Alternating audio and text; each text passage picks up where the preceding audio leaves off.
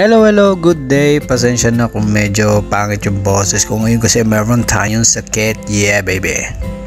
At nandito nga pala tayo sa may Andox dito sa may Sampaloc, Kapalit, Pampanga to try natin tong Dokito Burger. Yeah.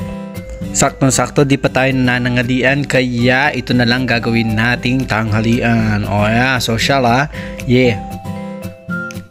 Tsaka may nakapagsabi na rin kasi sa akin na masarap daw tong Dokito Burger at medyo malaki.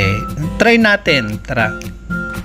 Fast forward na nga pala natin kasi medyo matagal-tagal to mga 10 to 15 minutes bago maluto tong Andox. O yan na si Kuya. Nyam.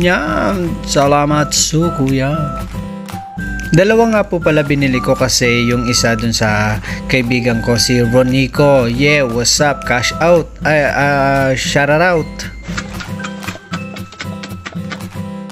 At nakarating na nga tayo sa store, ito na, bibigay na natin yung pagkain ni Ronico. O, tignan nyo naman itsura niyan, diba? Sayang-saya siya. Pangiti na yan. Single po pala yan, binebenta namin. Kung gusto nyo, mahin nyo na po. Dating gawi, kung saan walang tao, dun tayo pumwesto para mag-review. Medyo nahiya tayo pero sige, tara, yan.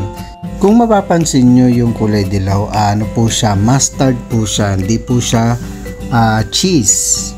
Ayan, i-compare natin sa kamay ko kung gaano siya kalaki, no? Ayan, yan, malaki po siya, opo. Bale yun na nga yung pagkain niya, kung sasabihin mo siya na 1 out of 10 nasa 7 lang siya. Bakit? Yung lasa niya goods naman.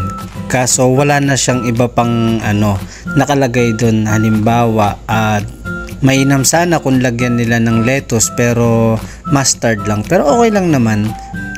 Pero in fairness, ang juicy niya. Yung tinapay din niya pala goods din. Hindi siya yung parang putyo-putyo. Pero masasabi ko na must try din siya. Try nyo.